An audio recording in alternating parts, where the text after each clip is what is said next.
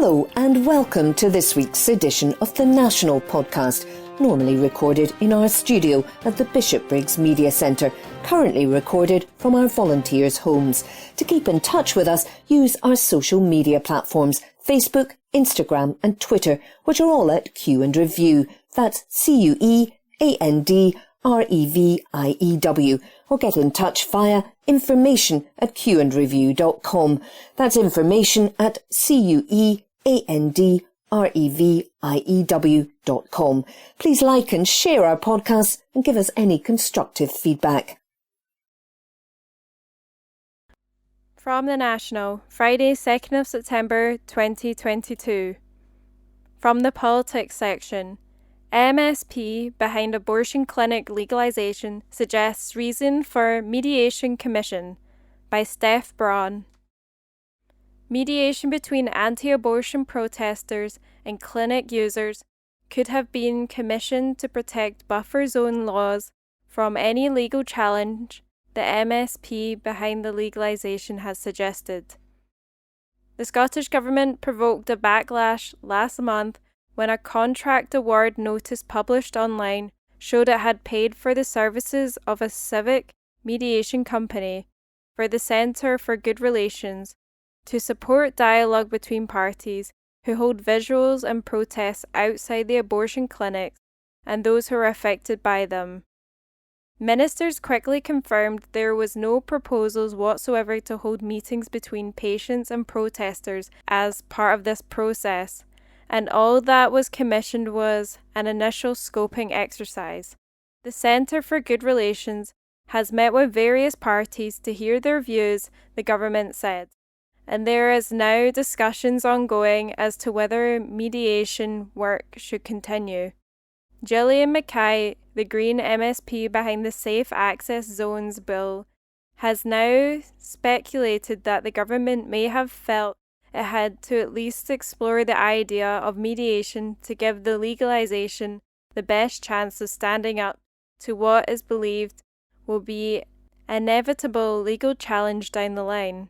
It is understood a Public Space Protection Order, PSPO, the legal mechanism used to enact buffer zones in England, was knocked back because of the less restrictive step of mediation was not considered. Mackay, who is not part of the government, was not privy to any decision-making, said she fully empathised with campaign groups who reacted with horror when they saw the contract award, but admitted she could see the logic behind if it was to bolster the legalisation's legitimacy. She told The National, "If you look at the PSPOs down south, I think one of them has not been knocked back because mediation was not a step that was taken before the buffer zone was introduced. The government may have been looking at it as a less restrictive measure that would have been considered before going to buffer zones if this bill was to be challenged. I would hazard a guess that is part of it, and that having looked at other mechanisms, we don't have the ability to have PSPOs up here, and now England, brought it in the safe access zones. If one of them was knocked back for less restrictive step not being considered, I think it would probably be sensible to consider all other less restrictive options. I understand all the campaign groups who are asking why on earth would you want to put patients and protesters together. I cannot stress enough how much I empathise and relate to that view, but there was never a mediation conducted, and what was commissioned was a scoping exercise. It shows the commitment of the Scottish Government to make sure this does pass with as few issues as possible. The consolation on Mackay's bill, which would make it a legal requirement for there to be a 150-metre protest-free zone around clinics, closed last month after more than 12,000 responses were sent in. She said there was a surge in responses from those opposed to the legalisation in the final days of the survey. Earlier this week, the First Minister, Nicola Sturgeon, chaired a second summit on the issue with the most affected councils, Glasgow, Edinburgh and Aberdeen, who agreed to investigate if the 150-metre zones could be brought in at a local level. But the National revealed yesterday how the vast majority of Scottish councils are not considering bylaws which would implement buffer zones. Only Aberdeen City and Edinburgh Council confirmed to the National that they are trying to establish if bringing in bylaws could provide a temporary solution, while Glasgow, which has seen many protests in recent months, declined to comment. While different parties grapple with how to deliver the legalisation in Scotland, we are awaiting decisions of the Supreme Court in Northern Ireland as to whether buffer zone legalisation there is within the devolved government's power. Mackay has already said this will have a bearing on matters proceed. A Scottish Government spokesperson said, "All women in Scotland should be able to access timely abortion care without judgment or intimidation." Last year, a working group was formed to explore possible ways to solve the problem of women being harassed outside abortion clinics as quickly as possible. A number of pieces of work have been commissioned by the working group to explore views in this area, including this work and research to develop a detailed picture of women's experiences as a result of the protests. The Centre for Good Relations has met separately with various parties, including Back Off Scotland, as patient representatives to hear their views. There are no proposals whatsoever to hold meetings between patients and protesters as part of this process. The initial scoping phase is complete, and we are currently discussing with the working group and the Centre for Good Relations whether this work should continue, not least as representatives for some protesters appear determined to carry on with their activities without regard for their impact. This is the only one of the number of actions being taken by the Scottish Government remains committed to national legalisation, which is being discussed with Gillian Mackay, MSP, in relation to her proposed bill for safe access zones.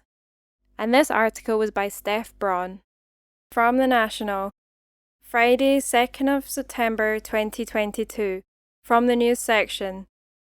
Statistics show elderly are sacrificing hot meals to save money for energy bills, by Jane McLeod. A quarter of older people surveyed by a Scottish charity say that they are buying less food so they can save money to heat their homes as energy costs spiral. Some members of Food Train are also sacrificing hot meals as they try to manage gas and electricity bills amid worries about rapid rising prices. The stark statistics following research by the Older People's Charity has heightened fears that increased number of older Scots will become malnourished this winter. Food Train has written to Scottish Secretary Alistair Jack, calling on the UK government to double the amount paid in its previously announced pensioner cost of living payment to help people cope with the crisis. Chief Executive Michelle Carruthers said, "Our members are very worried about the winter ahead. Many have no idea how they'll cope. Some will have to juggle between keeping warm and keeping fed. This puts people's lives in danger.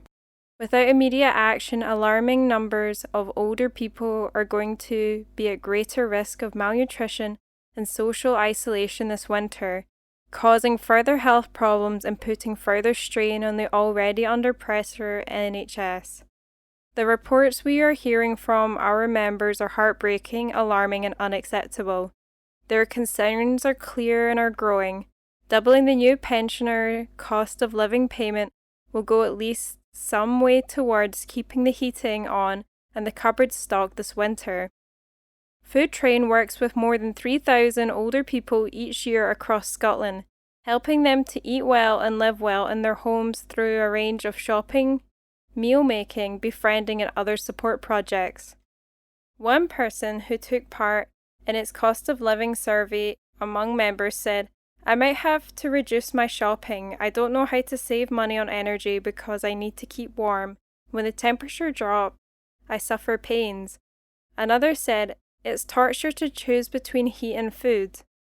The charity's survey found 27% of those questioned had started buying less food. 25% said they would struggle to pay bills, with 37% having already dipped into savings to make ends meet. 30% switched to cheaper food brands, 60% said they will heat their home less, 41% are cooking more often by microwave to save heating their oven. Explaining the impact of rising costs on the dilemmas they face between heating and eating, some said they were already only heating part of their homes, were showering less often to save on power, eating sandwiches for main meals, and have stopped buying new clothes. A woman told Food Train, "I eat salads so I don't need to use electricity. I can't afford it and don't have any savings to dip into." Another added, "It's very difficult not to give way to depression. I feel cold. I don't turn on the heating. I put on more clothes." Others are going out less often to save money, increasing the risk of social isolation. Food Train's grocery shopping service has forced sustained record high demand across Scotland since the onset of the corona pandemic, making more than 60,000 shopping deliveries across Scotland in the last 12 months. And that article was by Jane McLeod. This article is from The National, date 5th September 2022. From the News section. LGBT activists march on Scottish Parliament with call for bolder trans rights reforms. By Abby Garton Crosby. Activists from 4 of Holyrood's main parties marched on the Scottish Parliament, calling for bolder reforms to be brought in for transgender people. Equality campaigners from the Out for Independence, Rainbow Greens, Scottish Labour's LGBT+ wing and Lib Dems walked en masse from Edinburgh's city chambers to Holyrood demanding trans rights now. 5 members of the Scottish Family Party greeted the activists as they arrived outside the Parliament's doors while holding huge placards with anti-trans sentiments. They tried to interrupt speeches on numerous occasions, but were drowned out by the cheering and whooping crowd. The Gender Recognition Act, or GRA, was laid in the Scottish Parliament on March 2nd last year by Social Justice Secretary Shona Robinson with a call for an end to the abusive rhetoric surrounding the reforms. The bill is intended to make it easier for a trans person to acquire a Gender Recognition Certificate, or GRC, to legally live in their acquired gender. This includes removing the requirement for a medical diagnosis of gender dysmorphia, allowing the trans person to self-ID, the power to award a GRC given to the Registrar General instead of a medical panel, and allowing the trans person to live in their acquired gender for 3 months as opposed to 2 years. However, there have been concerns raised that the legislation does not provide protection for non-binary people in Scotland who do not identify as either gender. Beth Douglas, co-convener of the Rainbow Greens and organiser of the march, said that there were numerous pieces of legislation making their way through the Scottish Parliament, such as the GRA, a ban on conversion therapy, and reform into trans health care. She told The National, "We just want to make the case on the day that the Scottish Parliament opened back up to the public, and on the eve of MSPs coming back tomorrow, we wanted to remind them that we are here. We want them to be bolder. We want them to go further. The current GRA reforms aren't world-leading. There are countries that are already doing better than what we've proposed, and we really want to say to MSPs of all colours that this is a cross-party issue." We've seen groups from the Lib Dems, the SNP, Scottish Labour, as well as the Scottish Greens come together and say this is the right thing to do. This is what being progressive is, and we should be bolder and wholeheartedly commit to trans rights in the next Parliament. Ellie Gomersall, President of NUS Scotland and the first openly trans woman to hold post, said that trans issues are something we should all be fighting for, adding that she had been on the waiting list for healthcare for 4 years and 7 days. She said, "The current waiting list for trans care is absolutely horrific. It's absolutely crazy. The problem is a result that a lot of trans people are having to resort to private healthcare just to be able to survive until they see someone through the NHS. It's not just the waiting lists that are the problem." Gomersall added that the Scottish Government had committed funding to bring waiting lists down, but more action is needed. She added, "That will help to some extent, but the entire system is broken because, as it currently stands, is designed by non-trans people under this idea of what we need. And as a result, it's intrusive, invasive, conforms to gender stereotypes very often, and it can be difficult for trans people to access that health care." Gomersall also said she had concerns for trans students during the cost of living and housing crisis, as they are more likely to be discriminated against, struggle to find jobs, at risk of homelessness, and ultimately may drop out of their studies. Maggie Chapman, Scottish Greens MSP and the party's equalities spokesperson, insisted the GRA reform will pass in the current parliamentary term, as it is a key part of the Butte House Cooperation Agreement signed with the SNP after the 2021 Holyrood elections. She added, "Trans rights are human rights, and it's really important that we stand in solidarity with trans people and all members of the LGBT community. The attack we are seeing on trans rights and trans people over the last few years is unacceptable. There is no place for transphobia in Scotland, and we need to stand in solidarity and make sure that everyone knows trans people are welcome here." That article was by Abby Garton Crosby. This article is from The National, date 5th September 2022. From the Culture section. Martin Lewis despairs on GMB as Edwina Currie shares energy-saving foil tip. By Joshua Searle. Martin Lewis was left with his head in his hands on Good Morning Britain after hearing guest Edwina Currie's money-saving tips. The money-saving expert is on Good Morning Britain all week as he tried to help people save money amid soaring energy costs and the cost of living crisis. The price cap is set to rise to £3,549 on October 1st, Ofgem confirmed, an 80% increase on the previous figure of £1,971.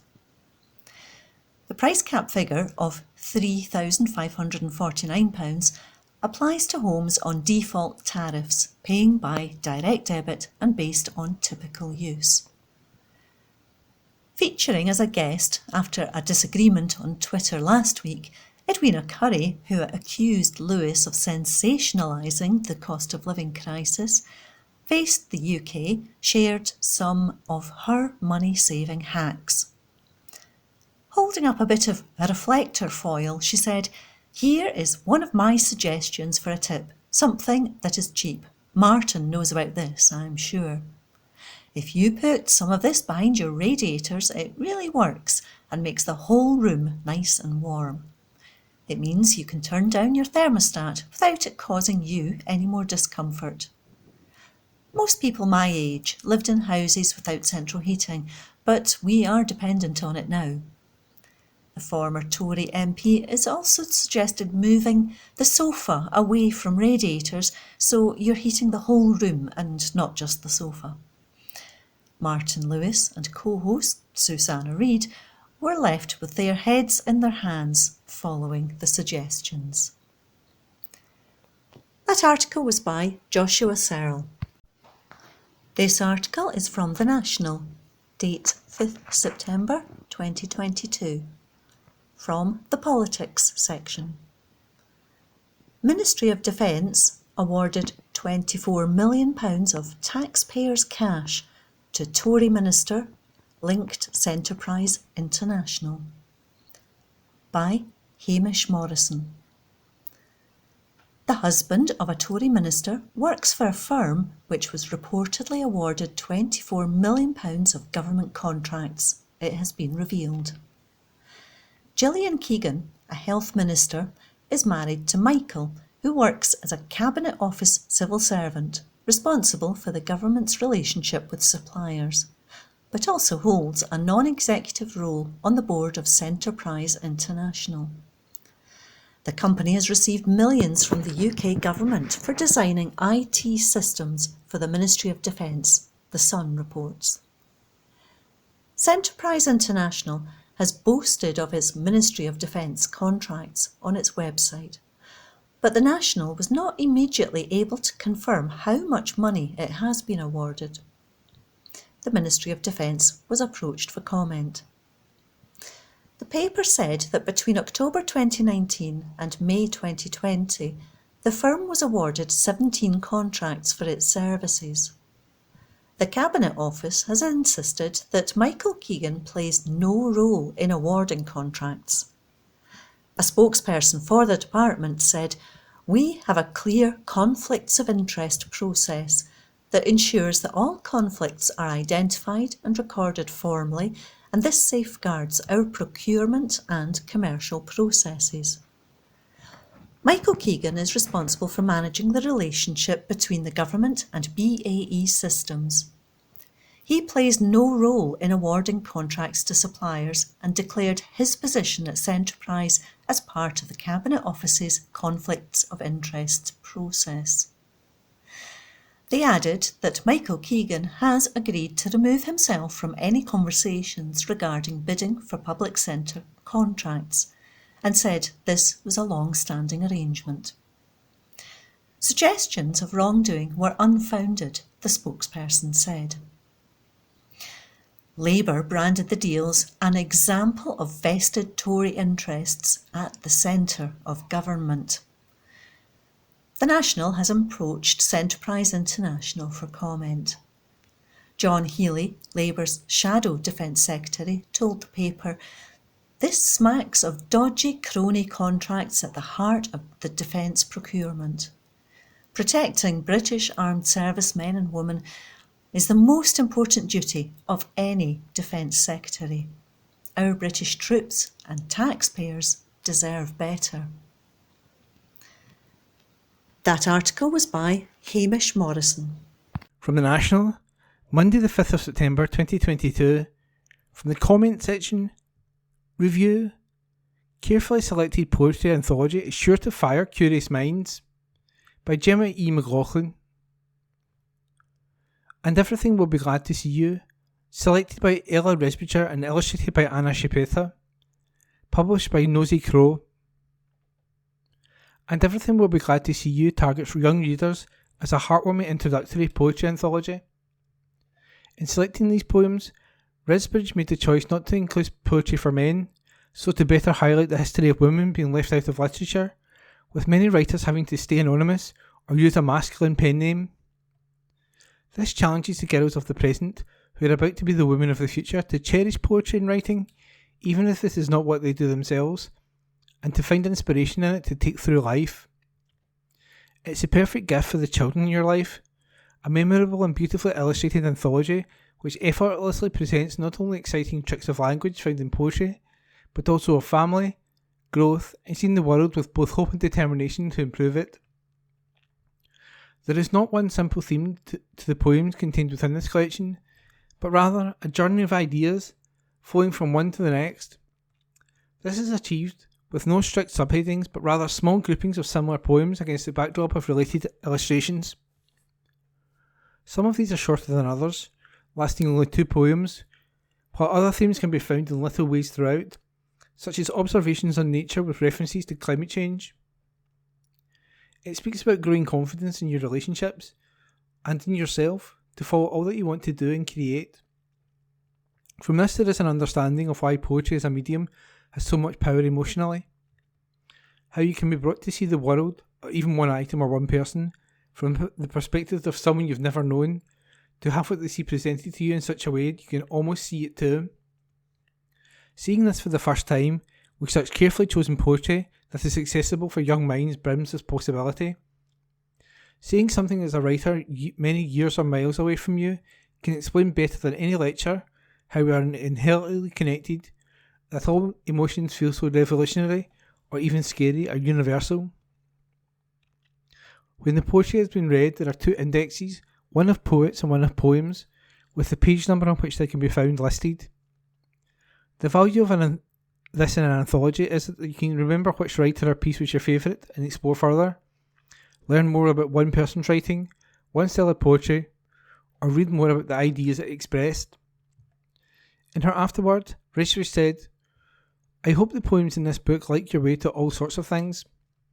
Think of these poems not like still pictures, but more like doors, things you can push on, and that will open onto other things. This book is truly something special and loving." And that review was by Gemma E. McLaughlin. From the National, Tuesday the 6th of September 2022, from the politics section, Boris Johnson makes dig at Nicola Sturgeon in final speech as Prime Minister, by Adam Robertson. In his farewell speech as Prime Minister, Boris Johnson said that those trying to break up the union will never ever succeed. The outgoing PM was speaking outside Downing Street for the final time on Tuesday morning, ahead of his resignation. He was greeted by applause from various MPs outside Number 10, including some of his most loyal supporters such as Nadine Dorries, who is expected to resign as Culture Secretary. In an apparent dig at First Minister Nicola Sturgeon, who is pledged to hold an independence referendum in 2023, Johnson said that "we are one whole and entire United Kingdom." He claimed the union is so strong that those who want to break it up will keep trying, but they will never ever succeed, despite around half of Scots supporting leaving the union according to a recent poll. As expected, Johnson proceeded to reel off a list of everything he has done whilst in office, including pushing through Brexit, rolling out the vaccine and sending weapons to Ukraine. He will now head to Balmoral, where he will officially resign to the Queen. On the cost of living, Johnson said that despite the naysayers, the new government would get people through the ongoing cost of living crisis. Johnson said he knew that compassionate Conservative government would get people through the crisis. He also spoke about Putin and said that the Russian president was utterly deluded to think he could blackmail or bully the British people. The outgoing PM added that the unemployment is down to levels not seen since I was about 10 years old and bouncing around in a space hopper. He describes himself as being like one of those booster rockets that has fulfilled its function. And that article was by Adam Robertson. From the National, Tuesday the 6th of September 2022, from the news section, levy on big whisky would raise up to £1 billion for public services. Article by Xander Elliards, political reporter. The Scottish Government should bring in tariffs on big whisky to avoid cutting public services amid a cost of living crisis, the SNP's trade union group, SNP-TUG, has said. The group welcomed the pay deal which saw bin and education strikes across Scotland's councils averted in early September, but questioned why cuts would be needed in other areas. After the First Minister Nicola Sturgeon intervened, trade unions Unison, Unite and the GMB said they would recommend that their members accept a new pay deal worth some £600 million. However, Sturgeon said that, because the Scottish Government has got a finite budget that is not itself rising at the rate of inflation, balancing the books would require horrendously difficult decisions. The SNP-TUG, which represents some 14,000 members, has instead called for taxes to be levied on the most wealthy in society with a specific target on the backs of big whisky. The group's convener Bill Ramsey said, "We welcome the best possible pay settlements for public sector workers who are being hammered by the cost of living crisis, and we are pleased that SNP councillors and MPs have joined picket lines with us. The First Minister has also worked hard for resolution of industrial disputes brought about by inflation and the abject failure of the UK Government. But the Scottish Government must also do everything it can to avoid cuts to public services in the light of the economic squeeze. We must not set workers against public services, or vice versa. As well as demanding action from Westminster, that means thinking creatively about how the best use of the limited powers we do have. This certainly includes looking at how we would raise up to £1 billion from the big, corporate end of the whisky industry, money which at present largely goes overseas. Writing in the National, Ramsay argued that it is time Scotland's big party takes on big whisky. Not the wee craft and niche distilleries, but the giants who run the Scottish Whisky Association, SWA, and its extensive and hugely effective lobbying arm, he adds. If what amounts to a special industrial water rate, and some other measures, are within the competence of current devolved powers, then sums between £250 million and £1 billion could be raised. Such a levy would not touch the size of the multi-billion pound global profitability of Scotch. If the SWA and its lobbyists feel otherwise, then let's have an open debate about that. The cost of living crisis demands that all such options be considered. Under the Scotland Act, all local taxes are devolved, meaning there could be scope to introduce whisky bottling levies at the council level. The SNP-TUG has also submitted a motion to be considered for the party's full conference, due to be held in Aberdeen in early October, calling for a feasibility study into the possibility of a whisky levy. It is urging members to support the motion in a choice ballot which will be sent out ahead of the conference. A separate motion submitted by the group, calling on the Scottish Government to creatively use its devolved powers to raise taxes on the highest earners, was dropped from the agenda. A Scottish Government spokesperson said, "Tax policy for 2023-24 will be announced in the upcoming Scottish Budget, as per the normal fiscal process." In the articles by Xander Eliards. Recorded from the National on the 6th of September 2022. From the Culture section, recorded by Amy. Sandman author Neil Gaiman praises Scott's translation of Coraline after Len Penny shares chapter, by Craig Meehan. A Scott's translation of a famous children's book has been hailed as marvellous by its original author. Neil Gaiman took to Twitter to share his admiration for the translation of his dark fantasy novella Coraline, after being alerted to its Scots language campaigner Len Penny. Writer Thomas Clark posted a section of the translation on Twitter after seeing the success of Netflix The Sandman, adapted from the English author's comic book of the same name. Sharing a part of the first chapter, Clark said, "Seeing as Obidy's gieing it big licks about Sandman, the new, and starting a translation at Neil himself into Scots a wee while sin. Dinna ken if it'll ever see light of day, but here's a wee look at Coraline in Scotland's either national language." The translation reads, "Coraline fund the door a wee while after they'd flitted into the hoose. It was an awfy old hoose. It had an attic under the roof and a cellar under the ground, and a growthy garden wi' old muckle trees in it. Caroline's family didn't own the hale hoose, it is ower muckle for them. Instead, they owned a bit of it. There was other folk that bidded in the old hoose." Gaiman saw the post, telling his 3 million followers, "This is marvellous to read. I'm loving reading Coraline in translation." Clark, who previously translated Diary of a Wimpy Kid and a series of unfortunate events, said he had been working on a Scots Coraline since before lockdown after being a long-time fan. He told The National, "I started working on the Scots translation of Coraline in 2021. I'd read and loved the book long before, but it occurred to me for the first time that a Scots version of the book might really work. So I had a wee blether with my publisher, Itchy Coo, about the viability of a Scots language Coraline, and started work on the initial chapters just to see how it would look. To me, what came out of it was hugely exciting. The Scots seemed to match up incredibly well with the dark fantasy of the original, and I was really enjoying doing it. When lockdown came into effect, the translation was put on the back burner," Clark said, as he worked on other projects. But with the release of The Sandman on Netflix, the Scot felt inspired to get back to translating. The massive positive reaction to Sandman, which is a TV adaptation of Neil's fantasy graphic novels, reminded me that I had the Scots translation of Gaiman sitting around on my hard drive that obviously nobody had seen. He said, so I tweeted out the first page of it just in case anybody was interested. I didn't expect Neil himself to see it, but Len Penny, incredibly kind, put him onto it. Obviously, I'm incredibly flattered and delighted that a man whose writing has given me so much pleasure over the years should have such a positive reaction to my work. And it's lovely to see other fans of Neil Gaiman who are enthused about the idea of a Scots Coraline as I am. That article was by Craig Meehan. The National News on Wednesday the 7th of September. Delayed Calmac ferries on track to be delivered in 2023. An article written by Ninian Wilson. 2 delayed vessels at the centre of a Scottish Government row are still on track to be delivered during 2023.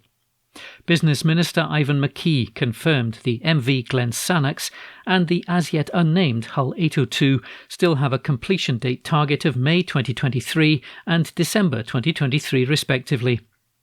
The vessels were originally due to have been completed in 2018. Following the award of the contract to the Ferguson Marine Shipyard in 2015, the construction of the 2 Calmac ferries was plagued with delays and the shipyard was nationalised. Asked by Scottish Conservative MSP Edward Mountain whether the 2 ferries would be completed by the revised target and whether they were still within the latest cost to complete budget of £123 million, Mr McKee confirmed this to be the case. We continue to press the shipyard to continue to progress to completion of the vessels within this timeframe and within budget, the SNP MSP added. The Port Glasgow shipyard is increasingly becoming more competitive to allow it to bid for other business going forward. An article written by Ninian Wilson. The National Politics on Wednesday the 7th of September. London Mayor praises bold rent freeze. An article written by Xander Eliads. London Mayor Sadiq Khan has praised the bold action from the Scottish Government after Nicola Sturgeon announced a rent freeze. The SNP First Minister said that, in effect, rents in Scotland would be frozen from today. Ms Sturgeon said that rents would be frozen at current levels until at least March the 31st, 2023, and that there would also be a ban on evictions. Speaking to MSPs at the launch of the 2022-2023 programme for government, she said, "The Scottish Government does not have the power to stop your energy bills soaring, but we can and will ensure that your rent does not rise. By definition, these are temporary measures, but they will provide much-needed security during what will be a difficult winter." Green co-leader and Minister for Tenants' Rights, Patrick Harvey, is expected to bring forward the emergency legislation. Responding to the announcement, London's Labour Mayor praised the bold action from the Scottish Government and called for the UK Government to give him the power to do the same. Mr Khan said, "This bold action from the Scottish Government will support thousands of households during this national crisis. I'll continue to call on the UK Government to grant me the power to freeze rent in our capital. Londoners face record rents at the worst possible time." Ros Foyer, General Secretary of the Scottish Trades Union Congress, also praised the freeze. She said, "Today's programme for government shows what can be achieved through industrial action and collective campaigning. The Scottish Government is to be commended for freezing rents. If implemented correctly, and we are pressing for further answers, this will help thousands of Scottish households when they need it most. When used, the powers of our Parliament can bring positive change. This must now extend to Scotland's tax powers." An article written by Xander Eliads. The National Politics on Wednesday the 7th of September. Cost of living help tops the agenda in First Minister's programme for government. An article written by Judith Duffy. Nicola Sturgeon branded the cost of living crisis a humanitarian emergency as she set out plans to support Scots, including rent controls, increasing child support payments and freezing train fares. The First Minister outlined a raft of measures as she set out her plans for the year ahead in the programme for government, but warned Holyrood does not have the powers to act in the manner and on the scale needed. She told MSPs she's written to the new Prime Minister Liz Truss, renewing a request for an emergency Four Nations summit on the cost crisis, and that action on a scale similar to the COVID responses was needed now to pull the UK back from the brink. Ms Sturgeon said, "This programme for government is published in the context of the most severe cost crisis in our lifetimes. This crisis is pushing millions into poverty, it's threatening the viability of businesses, and it will almost certainly push the UK economy into recession. It poses a danger, not just to livelihoods, but also to lives. It is, to be blunt, a humanitarian emergency." The First Minister urged the UK government to cancel the October energy price cap rise and freeze energy prices at the current level. She also called for greater powers to borrow to be granted to the Scottish Government, as she outlined rising budgetary pressures, saying it limited the government's ability to respond as fully as we want to do. The First Minister said this year's budget was already 2.9% lower than last year, and since then rising inflation is now worth a staggering £1.7 billion less than when it was published last December. She said, in addition, and by necessity, we're also spending more in some areas than was anticipated. For example, the public sector pay deals are so far costing £700 million more than we budgeted for. To be clear, I don't begrudge a single penny of that. On the contrary, paying higher wages is the biggest contribution we can make to helping families with soaring costs. Our powers over tax and borrowing are also woefully inadequate. So unless Westminster increases the total amount of money available, every additional percentage point on a pay deal and every pound we spend on measures to help with rising costs must be funded by reductions elsewhere in our budget, the First Minister added. She said a statement on an emergency budget review would be made today by John Swinney, who is covering the Finance Secretary duties, but warned some plans would need to be halted to fund essential support during the cost of living crisis. The programme for government also includes a Scottish independence referendum bill. If the Supreme Court rules that a vote is within the competence of the Scottish Parliament, Ms Sturgeon said her government will legislate for a referendum on October the 19th, 2023. She said, "This current crisis highlights starkly the pressing need for independence. We are being reminded every day that where and in whose hands power lies really matters. This crisis is much worse in the UK than in other developed countries because of a Brexit that Scotland voted against but was powerless to stop." The plan she set out included the introduction of emergency legislation to introduce a rent freeze, which will apply to both the private and social rental sectors, and a moratorium on evictions. ScotRail fares will also be frozen until at least March 2023. The Scottish Government will double the Fuel Insecurity Fund from £10 million to £20 million this year. It'll give local authorities flexibility to use discretionary housing payments to help with energy costs as well as rent payments. Eligibility for the Tenant Grant Fund, introduced as part of the Scottish Government's COVID response, will be extended to provide help to those struggling to pay rent. Ms Sturgeon's confirmed plans to increase the Scottish child payment to £25 per eligible child per week from November the 14th. The benefit will now also be open to all eligible under 16s, meaning that around 400,000 children will be eligible.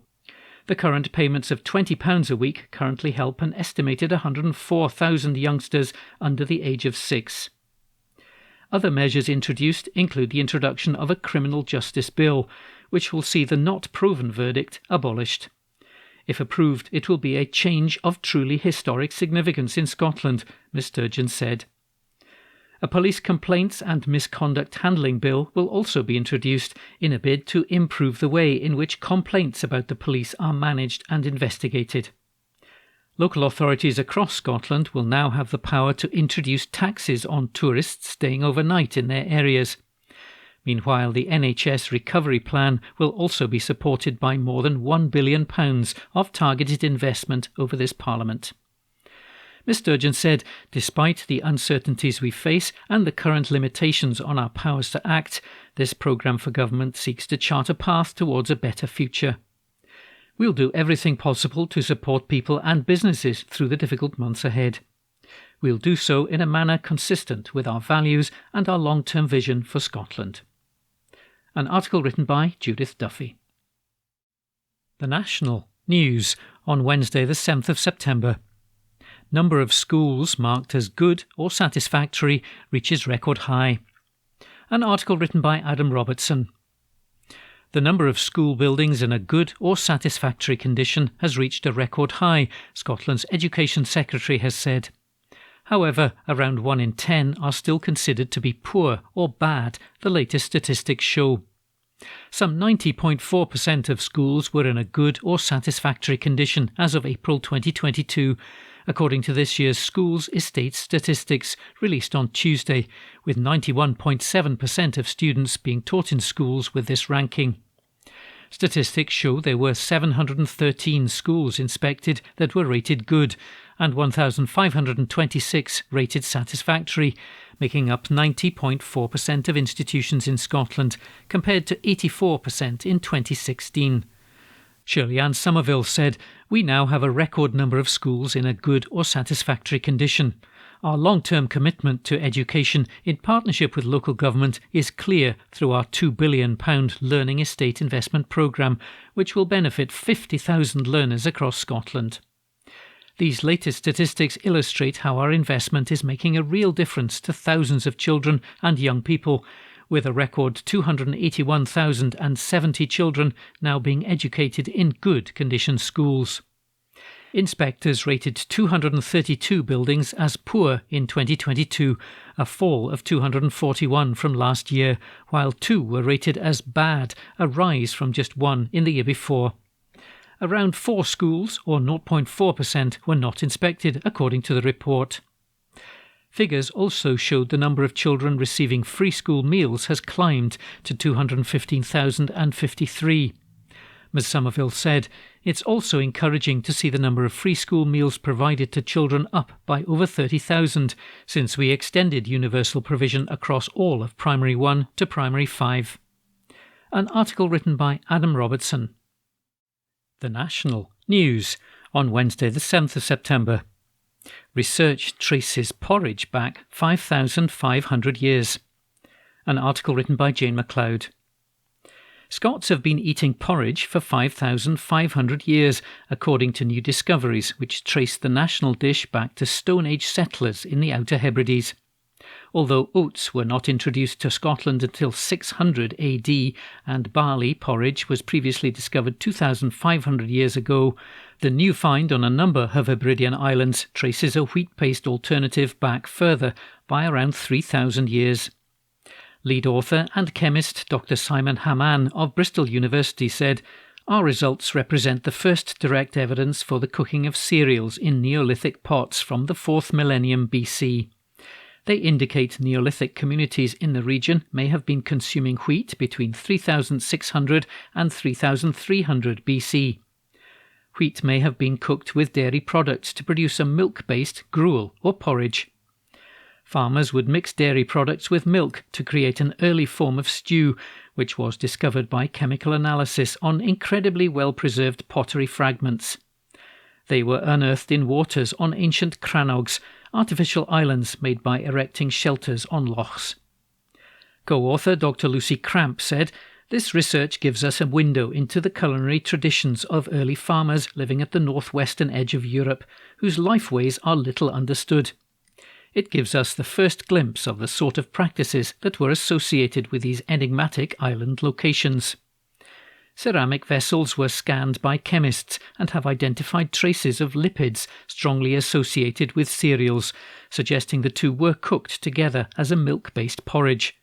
The wheat uncovered was of indeterminate species, but may trace back to the more modern relative that gives us porridge oats, Alvena sativa. Dr. Hamann said, "Gas chromatography and high-resolution mass spectrometry were then used to analyse organic residues from these pottery remains. We detected molecular biomarkers for cereals indicating wheat and other foods that were cooked in the vessels. It shows wheat may have been more present in Neolithic diets in this region than previously thought. It may have been prepared with dairy products, perhaps as a type of milk-based gruel or porridge." A strong link was identified with the size of the pottery and its usage, with smaller mouthed vessels associated with dairy products. Dr. Haman said wheat may have played a larger role than previously thought in the diets of Hebridean Neolithic communities. He added, "Here we demonstrate cereal-specific markers can survive in cooking pots for millennia.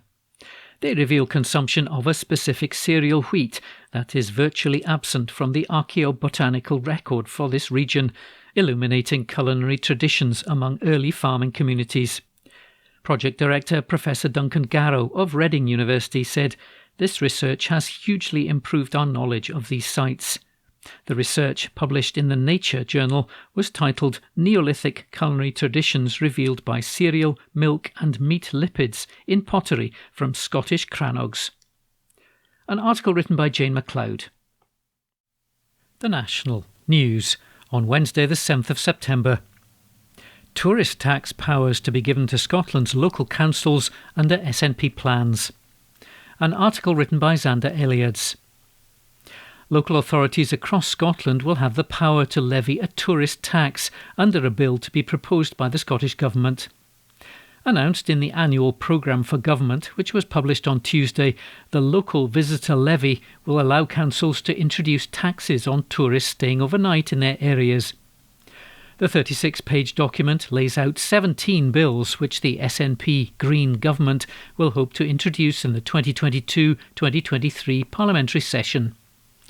Though details are currently thin on the ground, a council will be able to levy a charge on overnight stays in accommodation, applying over the whole or just a part of their authority area. Nicola Sturgeon told MSPs on Tuesday that the tourist tax would give local authorities additional fiscal flexibility. She added, "This will help councils, if they so choose, to fund activities related to tourism and related infrastructure."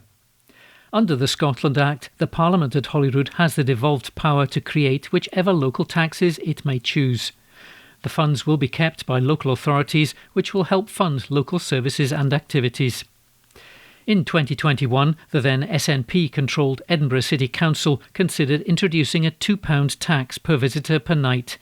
It was estimated that this could raise around £11 million per year. The party pledged again to bring in such a tax ahead of the local election in May 2022. However, the fallout from that vote saw Labour lean on Tory and Lib Dem votes to take power over the capital's council. After the programme for government announcement, Cammy Day, Edinburgh's council leader, said, "We believe it's right to ask visitors to make a small contribution to help us sustain and improve our tourism offer while managing its impact. Ultimately, the income this generates will help us continue to invest in and manage the success of tourism on our city, making sure we continue to offer one of the most enviable and enjoyable visitor experiences in the world, while bringing new and additional benefits to our residents who live and work here all year round." A study in 2018 suggested that a tourist tax would not deter the vast majority of people from visiting Edinburgh. Speaking to the Sunday National in August, the head of policy and research at the Commonweal think tank, Craig DL, said that tourist taxes are almost ubiquitous in some European nations. He highlighted how they're used to shift the tax burden from the local population onto visitors, saying that some areas use the funding for public transport and gift visitors a travel pass to use during their stay in return. The local tourist levy was one of the proposals, such as a change to council tax or a whisky levy, which were put forward as possible ways which the Scottish Government could raise funds to tackle the cost of living crisis without overstepping its devolved powers. The tourist tax proposal was first put forward 4 years ago, with delays following the onset of the COVID lockdowns. The General Secretary of the Scottish Trades Union Congress, Ros Foyer, said a tourist tax would be a step in the right direction. An article written by Xander Eliads. Recorded from the National on the 8th of September 2022, from the Culture section, recorded by Amy. Doric writer Shane Strachan named as the new Scots Screever, by Ross Hunter. An Aberdeenshire writer has been awarded the position of Scots Screever. Writer and performer Shane Strachan will champion the dialect of North East Scots, known as Doric, while holding the residency, which is hosted by the National Library of Scotland. The post will give Strachan the opportunity to explore the richness of the National Library's Scots language collections, as well as giving him the time to produce work in Doric. Speaking in Doric, the Aberdeenshire-born writer said, "I'm fair tricket to be this year's Scots Squeever, especially getting to promote the Doric of my home region, Aberdeenshire, to folk that bide here and anybody else online. Brought up in the fishing tunes of Fraserburgh and Peterhead, I've been speaking Doric all my life and screeving in it for 16 years. Say it's an honour to hold this awful rare position with the National Library of Scots across the next year." National Librarian Amina Shah said Strachan would continue the success of the Scots Squeever programme, which has helped promote the use of different dialects of Scots since its launch in 2015. "We are delighted with the progress made through the Squeever programme," she said. "It has really helped to showcase the diversity and breadth of the Scots language." Last year, Orkney Squeever Alison Miller's exploration of new genres alongside champion Orcadian writing, both locally and further afield, celebrated Orkney as a stronghold of contemporary Scots. Now, with the appointment of Aberdeenshire Squeever Shane Strachan, we are excited to welcome a fresh, dynamic voice to celebrate Doric as yet another facet in modern, vibrant, and contemporary Scots writing. Alan Bett, Head of Literature and Publishing at Creative Scotland, said, "This Squeever is a rare opportunity for a writer to be provided time and support to create a new writing in Scots. Shane Strachan is an excellent choice, able to create work in a range of literary disciplines, the ability to tap into literary heritage of the language, and produce exciting creative work sure to connect with a broad contemporary audience." The 12-month Scots Squeever residency is funded by the National Lottery through Creative Scotland. That article was by Ross Hunter. Recorded from the National on the 8th of September 2022. From the Culture section, recorded by Amy. New research sheds light on devastating dinosaur extinction event, by Gregor Young. The meteorite that wiped out Earth's dinosaurs instantly ignited forest wildfires up to thousands of kilometers from its impact zone, scientists have discovered. The 6-mile-wide meteorite struck the Yucatan Peninsula in what is now Mexico at the end of the Cretaceous period 66 million years ago. Its devastating impact brought the region of dinosaurs to an abrupt end by triggering their sudden mass extinction, along with the end of almost 3/4 of the plant and animal species then living on Earth, scientists say.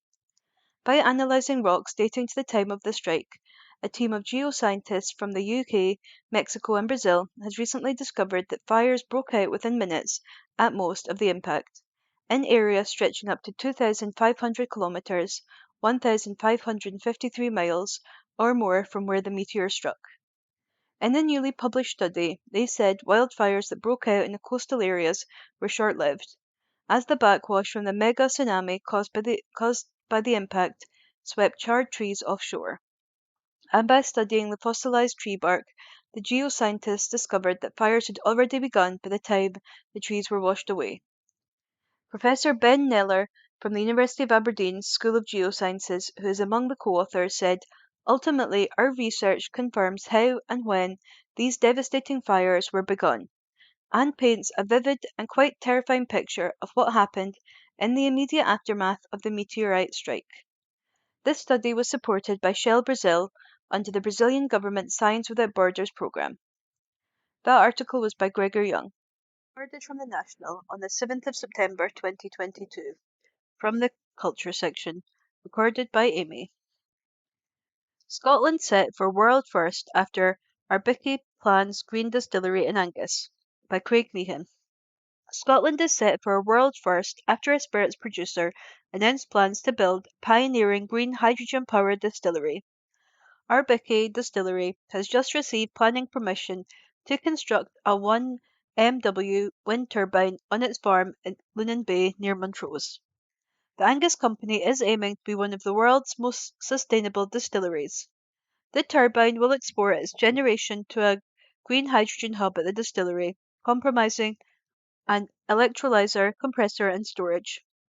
Green hydrogen will be created by the electrolyser, and the stored hydrogen will be used by a burner and boiler to create steam to deliver the heat for distillation.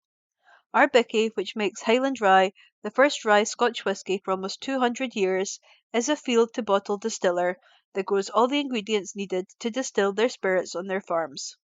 It comes after the firm launched the world's only climate-positive gin, Nadar, in 2020 with a carbon footprint of minus 1.54 kilograms carbon dioxide per 700 ml bottle. John Sterling, co-owner of Urbicki Distillery, said, "This is the potential to transform the distilling industry. We are delighted to be working with energy experts, Locogen and Logan Energy. We aim to be one of the world's most sustainable distilleries, so being able to use green hydrogen power will be another significant step on our sustainability journey." Bill Ireland, CEO of Logan Energy, said, "As demand to switch to net zero technologies continues to grow, this project is a good example of the important role hydrogen can play. We're incredibly proud to be supporting Urbicki in their net zero ambitions." Andy Lyle, CEO of Locogen, said, "This is a great step forward for Urbicki as we help them demonstrate how distilleries can use new technologies to create cleaner, sustainable businesses." That article was by Craig Meehan. From the National, Thursday the 8th of September 2022, from the sports section. Celtic's Champions League foes RB Leipzig appoint Marco Rose as new boss. By Ewan Payton. RB Leipzig have appointed their new manager. Celtic's Champions League rivals sacked Domenico Tedesco yesterday following their shock 4-1 defeat to Shakhtar Donetsk. Marco Rose has been selected as the man to lead the Bundesliga side going forward. Leipzig CEO Oliver Mintzlaff said, "The decision to part ways with Domenico Tedesco was a very difficult one for us. We had a very successful second half of last season under his tenure, and we qualified for the Champions League. Under his leadership, we also won the DFB Pokal, our first major title, and he was part of the most successful season in our young club's history.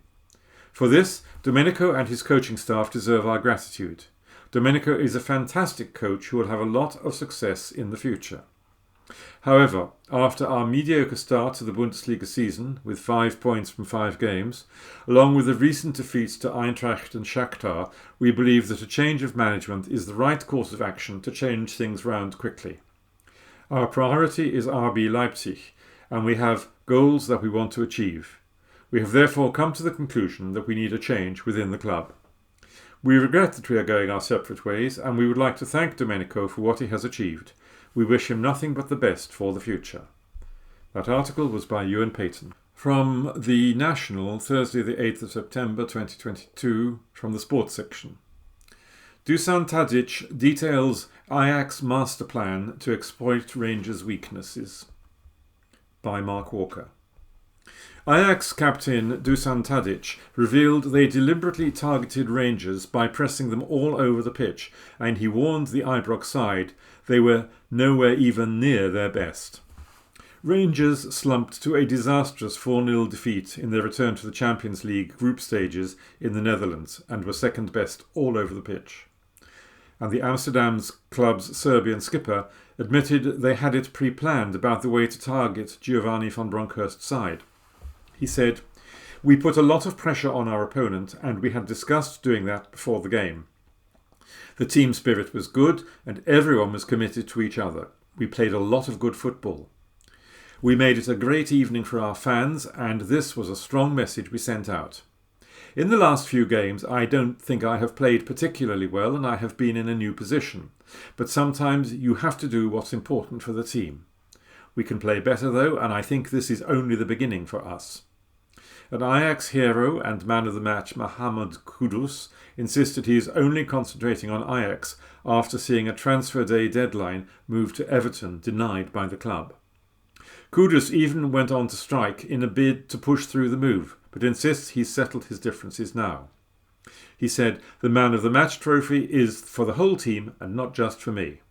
As for what happened last week, I spoke to the manager and it was not a big thing. I will continue to give everything for the club." This article was by Mark Walker. From the National of Thursday the 8th of September 2022, from the comments section, Leslie Riddoch. Human hand grenade Liz Truss should be a gift for the Yes movement. Boris, you are admired from Kiev to Carlisle. A long Awkward silence ensued.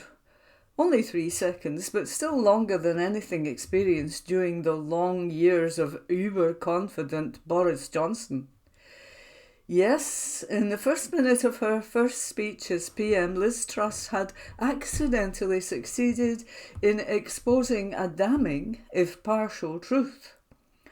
Was Brexiting Boris truly admired anywhere in Europe beyond Ukraine? It's highly doubtful. But her unfortunate choice of an English border town as UK terminus of the Boris admiration arc served only to remind listeners there was never any admiration north of it. Whoops. Whether that was intended as a direct snub to Scotland, if she can ignore our First Minister, why not the whole country? Or just a subconscious recognition of the Tories' enduring unpopularity in Scotland? Fuck ends. After all, if she wanted tunes that start with a K, Kilbarchan, Kilmarnock and Kinning Park would have served equally well, all near her home port of Paisley, but all, unfortunately for a Tory PM, represented by SNP MPs. Oh well, you can't win them all. And if you're Liz, winning the poisoned chalice of the Tory leadership just as the wheels come off Britain's marketised society might prove to be your only real success. Beyond drawing attention to the Tories' Scotland trouble, the new leader's first speech also earned pelters for her pronunciation of Kiev, the Ukrainian name for their capital, as Kiev, the much-hated and now abandoned Russian name. Surprising, really, since Liz was Foreign Secretary until last week and has actually visited a few times, but names can be so darned confusing. In February, Liz caused a stushy by telling the BBC, "We are offering extra support to our Baltic allies across the Black Sea." Baltic Sea? Black Sea? I suppose it's an easy enough mistake to make. But back to that first speech. There was another unforced error, the unexpected revelation that the next general election will be in 2024. Now, the Fixed Term Parliaments Act was repealed this March, so the timing of a general election is now determined by the Prime Minister, not the law or the calendar. That's an important prerogative Truss relinquished in 5 careless seconds. Now, of course, the 2024 target date could yet change, especially if the economy tanks, the energy price freeze doesn't happen, doesn't work, doesn't apply to public bodies like hospitals and small businesses, or turns out to be a repayable loan. Already, it's rumoured letters of no confidence in Truss have been written, and plans are afoot amongst MPs who backed rival candidates to cause trouble and boycott key Commons votes. But a third Tory leader in as many years, it's not a good look. And Conservative turkeys are unlikely to vote for Christmas and the near certainty of defeat in an early election. So 2024 probably will be the date. But the point is that having mentioned 2024 in her victory speech, Truss will now look weak and uncertain if she goes early. And she's given the attention-seeking one in Bute House a pretty good steer about timescales. Now, Truss sympathisers might shrug and say, whatever. Heat of the moment, a lot on her mind, small slip-ups, prove she's human. After all, Trump and Johnson thrived on making fairly massive mistakes. But Truss ain't no Trump, and she ain't no Boris. She has none of the charm that unaccountably worked so well south of the border, none of his humour and florid turn of phrase, and none of the unshakable self-confidence that saw him stand down on Tuesday without a word of apology or contrition. Nor was she president of the Oxford University Debating Union, learning to advance opposing arguments as wholeheartedly as though she backed with flair, convincibility, and without 3-second pauses. Perhaps this explains her peculiar air of inauthenticity. For all those protestations of fervent right-wingery and pussy-bow Thatcherism, the new PM is neither one thing nor the other. Not to the manner born, not a genuine product of the masses. Thus there's no Johnsonian arrogance or Trumpian swagger about Liz Truss, which some folk may find a relief, but that leaves her as an exceptionally lacklustre speaker, whose very first speech as Tory party leader, visible for months, was also littered with mistakes and unforced errors. To say this doesn't augur well is a massive understatement. Look beyond that clumsy peroration and her equally perfunctory speech outside Downing Street, and there's already a pattern. Just as she okayed a vital keynote speech that was actually full of mistakes, Truss is advancing a policy platform that just doesn't add up. She wants tax cuts to promote growth in the teeth of a certain recession. Madness, even according to old Tories like Ken Clarke. She's planning a bonfire of EU workers' rights to boost growth, even though EU members with better holiday rights, sickness pay and maximum working hours have higher growth rates than the flatlining UK. And of course she may still be planning to gerrymander the next Indie ref, despite the idea being roundly trashed even by Scots Tories. Yet even that provocative proposal carries a now characteristic Truss mistake. Why bother devising victory thresholds for a referendum when which you've insisted will never, ever happen? Or is that not the official line anymore? Oops. In a way, the crazy plan was a backhanded compliment. It proves that whatever the new Prime Minister says in public, in private, she knows Indie Ref 2 will happen. Cheers, my dear. Chuck in her determination to scrap the Northern Ireland Protocol to impress madcap Eurosceptics, although it'll prompt a trade war that Brexit bomb Britain simply cannot afford, and the picture is complete. Welcome to Liz Truss and her lacklustre, clumsy, bull in a china shop approach to governance. Of course, the chaos and contradiction about to be unleashed on voters will come as no surprise to erstwhile cabinet colleagues. It's why most of them didn't vote for her. Boris Johnson was once quoted as saying, "Anything passed her way needs to be handled with care because she does tend to blow things up," a description that earned Truss her Whitehall nickname, the human hand grenade. Yep, this is our new Prime Minister. Even before a first Prime Minister's questions where she struggled to explain why there will be no windfall tax, easily swayed Southern voters weren't impressed. 2 snap polls make dire reading for the Tories. YouGov found 67% had no confidence in her ability to tackle inflation and control energy bills. Another, by Savanta Comres, found 61% want a general election. But you don't need a poll to know that Liz Truss has competition in Scotland. 2 women will dominate the airwaves over the next difficult 18 months. One is already struggling, the other is in a different league as a politician and a communicator. Compare and contrast.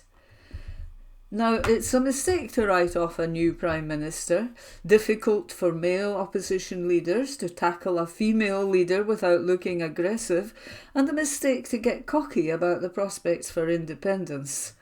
But surely, this week, they got a whole lot stronger. This article was by Leslie Riddoch from The National of Thursday the 8th of September 2022 from the comment section. David Pratt, Liz Truss's approach to diplomacy is a problem in this volatile world. When any mention of Liz Truss comes up, a certain image comes to my mind's eye. No, it's not the cheese, pork and apple speeches, haunting as it is. Rather, it's what best could be described as the equivalent, in diplomatic terms, of watching a lamb go to the slaughter. I often think that if Truss has recurring nightmares about what it's like to be at the political deep end, then the events of a certain day back in February this year must surely have invoked her waking up in the middle of a night with a start and in a cold sweat. I'm talking about the encounter between Truss, then British Foreign Secretary, and her Russian counterpart, Sergei Lavrov, a man who epitomises one of my late mother's favourite old sayings about someone who is not backward in coming forward. As the account of that meeting goes, Lavrov asked Truss whether the UK accepted that two Russian regions, Voronezh and Rostov, belonged to Russia, and that Moscow had the right to move troops and equipment to the areas. According to the Russian daily business newspaper Kommersant, Truss replied that the UK will never recognise Russian sovereignty over these regions. It was then left to the British ambassador in the meeting to quickly correct Truss, who commentators said most likely thought Lavrov was referring to Donetsk and Luhansk, the two breakaway regions of eastern Ukraine controlled by pro-Russian separatists and now a front line in the war between Russia and Ukraine. I thought it worth revisiting this little faux pas by Truss, just to put in perspective the dangers that lie ahead on the UK foreign policy front, given her anointment this week by the Tory faithful to the highest office in the land. It's not news, of course, that Truss's performance, short of hoodwinking her Tory colleagues that she is equipped for the job of Prime Minister, has been woeful on every level. But barely hours into the job, if the new PM is in any doubt as to what her old nemesis Lavrov and his Russian cronies have in store for her government, she need look no further than yesterday's remarks by President Vladimir Putin at the Eastern Economic Forum in the Russian Pacific city of Vladivostok, insisting that Russia had gained, not lost, from the war in Ukraine. Putin said it was now embarking on a new sovereign path that would restore Russia's global clout. Scoffing at Western attempts to cap prices for Russian oil and gas and calling the idea stupid, Putin said that Russia will not supply anything at all if it is contrary to our interests, in this case economic interests. No gas, no oil, no coal, no fuel, oil, nothing. As for Truss herself, Putin's spokesman Dmitry Peskov said it was hard to imagine anything worse for UK-Russian relations than Truss becoming Prime Minister.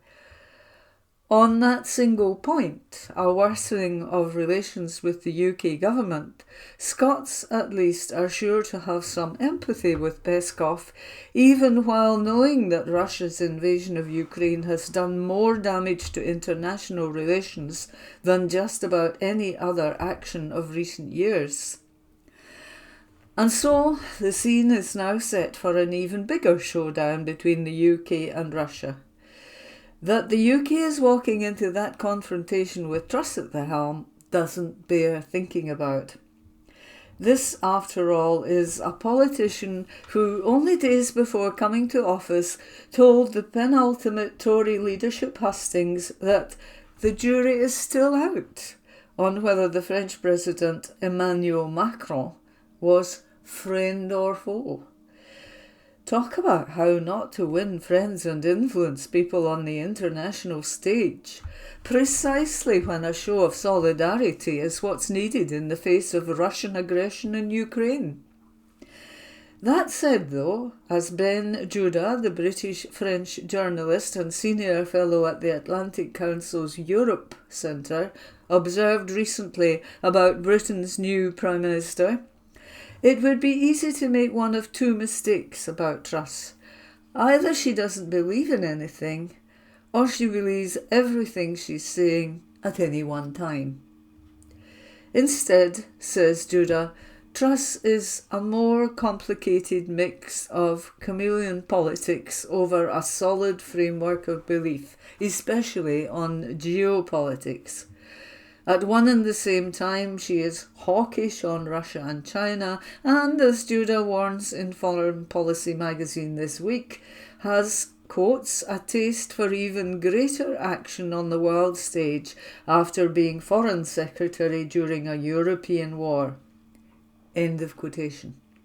In other words, batten down the hatches.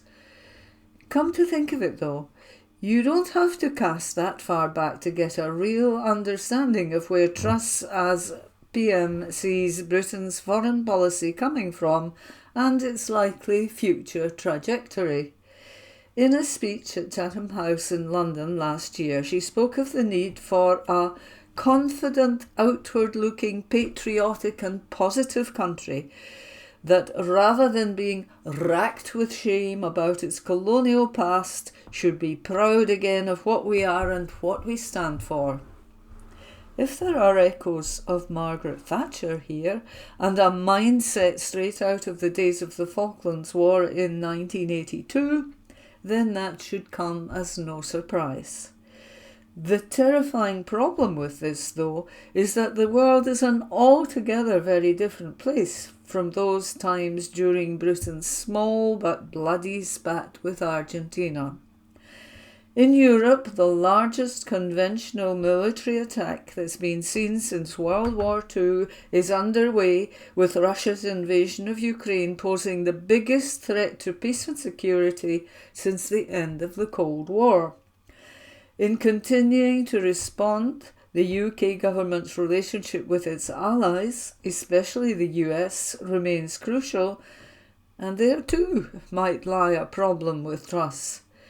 There is a story that shortly after she was appointed Foreign Secretary, Truss met her US counterpart Antony Blinken for the first time last September, and things were not exactly cordial after she questioned the much vaunted special relationship between the US and UK. As one correspondent in the Financial Times summed it up more recently, Truss's attitude was, "What have you done for me lately?" and did not go down well with the Americans. It was a conversation, the correspondent said, that was emblematic of a style US official described as blunt, binary and assertive. And there you have it. Just what's needed right now on an already volatile international stage, especially when combined with certain shortcomings on the understanding front. Add to this the fact that James Cleverly is now in the Foreign Secretary's role, and it's a pretty fair bet that Truss will struggle to make friends, but easily make enemies on the world stage.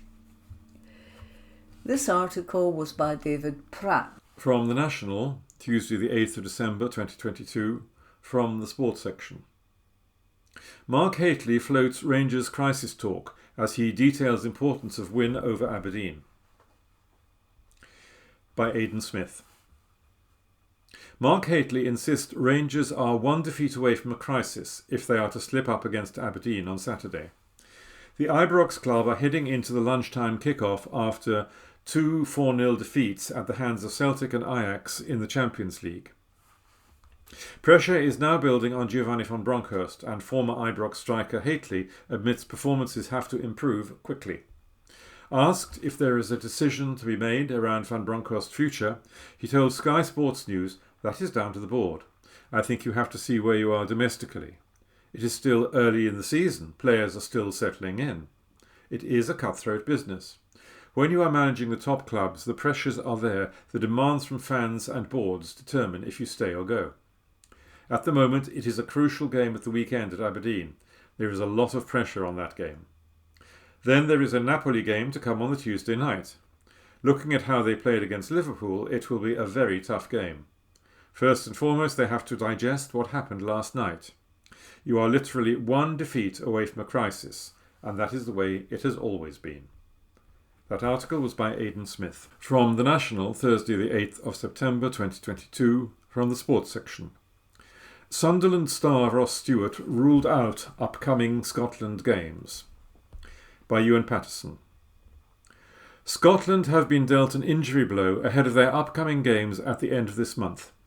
Steve Clarke's side take on Ukraine twice and Ireland once in the latest round of UEFA Nations League games.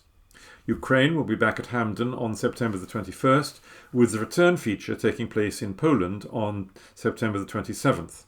In between, Ireland will be in town on September the 24th. The squad has yet to be announced for the crucial international games, but it has been revealed that Stewart will not be part of it. The ex-Ross County star picked up a thigh injury while warming up for Sunderland ahead of their clash against Middlesbrough earlier in the week. It's undoubtedly a blow for both his club and country, with Stewart scoring 5 in 7 appearances so far this campaign. It is expected he will be out for up to 8 weeks while he recovers. Tony Mowbray told the club's official website, "Ross will be out for 6 to 8 weeks. It could be a little longer, but that will depend on his rehabilitation and the way his body reacts. He's a really positive guy, and we hope that he will be a quick healer. We will take it game by game, and hopefully he returns quickly." That article was by Ewan Payton. And that was this week's The National Podcast, normally recorded in our studio at the Bishopbriggs Media Centre, currently recorded from our volunteers' homes with the publisher's kind permission. Thanks for listening.